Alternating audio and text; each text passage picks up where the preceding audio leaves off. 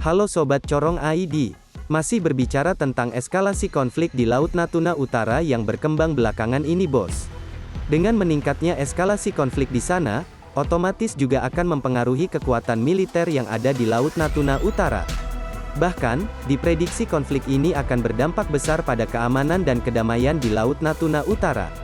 Bagaimana tidak, kekuatan militer dari negara-negara besar juga turut ikut berperan di wilayah sengketa, yang berakibat dinamika di LCS semakin meningkat. Bisa dikatakan jika itu dampak langsung dari konflik tersebut ya sob. Selain itu, meningkatnya konflik di Laut Natuna Utara terhadap Indonesia. Besar kemungkinan jika perlombaan senjata hingga gangguan lintas pelayaran akan terjadi, ya jika konflik itu terus berkembang. Sahabat sekalian, meskipun untuk saat ini situasi di sana masih bisa terkendali dan para nelayan bisa tetap beraktivitas seperti biasa, namun tidak menutup kemungkinan jika kapal-kapal asing di Laut Natuna Utara akan semakin menumpuk, karena memang wilayah tersebut merupakan pintu masuk dan keluar bagi kapal-kapal asing bukan? Terlebih kapal dari negeri tirai bambu yang getol sekali ingin kuasai Laut Natuna Utara. Maka dari itu, sudah barang jelas jika Indonesia harus menyusun strategi untuk menghadapi situasi di perbatasan termasuk di Laut China Selatan.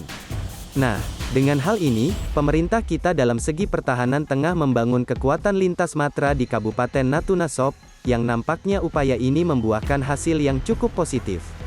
Bahkan, sejumlah fasilitas militer di sana telah siap, termasuk menggeser ribuan prajurit Pulau Jawa ke Natuna Sob.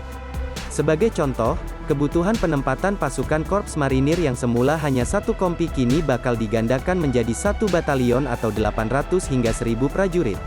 Nah, pernyataan ini telah disampaikan oleh Panglima TNI Marsikal Hadi Cahyanto seusai melaksanakan kunjungan kerja di Natuna beberapa hari lalu.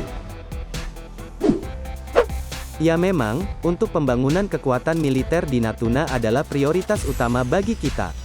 Maklumlah sob, pulau terluar NKRI itu perlu diperkuat demi menjaga keutuhan dari indikasi adanya campur tangan pihak asing kan. Selain itu, kawasan ruang udara Natuna juga harus sepenuhnya dipegang Indonesia. Karena kini Indonesia sudah punya kapasitas kok, sudah punya kemampuan dan mampu mengelola ruang udara di seluruh Indonesia.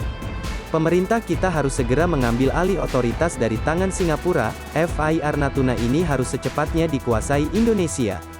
Karena itu sangat diperlukan untuk memperkuat pengawasan kegiatan di ruang udara perbatasan Indonesia sob. Sahabat sekalian, keberanian Indonesia dalam menjaga Laut Natuna, nampaknya bukan sampai di situ saja. Karena setidaknya akan ada 3 atau 4 KRI yang akan bersiaga di Laut Natuna, untuk memantau kapal-kapal yang kemungkinan memasuki perairan Indonesia. Patroli udara juga akan sering dilakukan guna memastikan secara langsung keberadaan kapal perang yang sedang melaksanakan patroli di Laut Natuna Utara, serta melihat situasi terkini Laut Natuna Utara. Ingat sob, kedaulatan maritim merupakan kewenangan suatu negara secara eksklusif dan bebas, untuk melakukan berbagai kegiatan kenegaraan di wilayah laut yang menjadi haknya. Jadi sudah barang jelas Indonesia wajib memperjuangkan kedaulatan maritim dengan menjaga wilayah yang menjadi haknya itu dari tangan asing kan. Intinya, perkuatan pertahanan kita juga wajib ditingkatkan lagi ya sob. Nah, kalau menurutmu bagaimana, terkait keberanian Indonesia ini? Silakan tulis komentarmu di kolom komentar ya. Oke, admin undur diri dulu, terima kasih.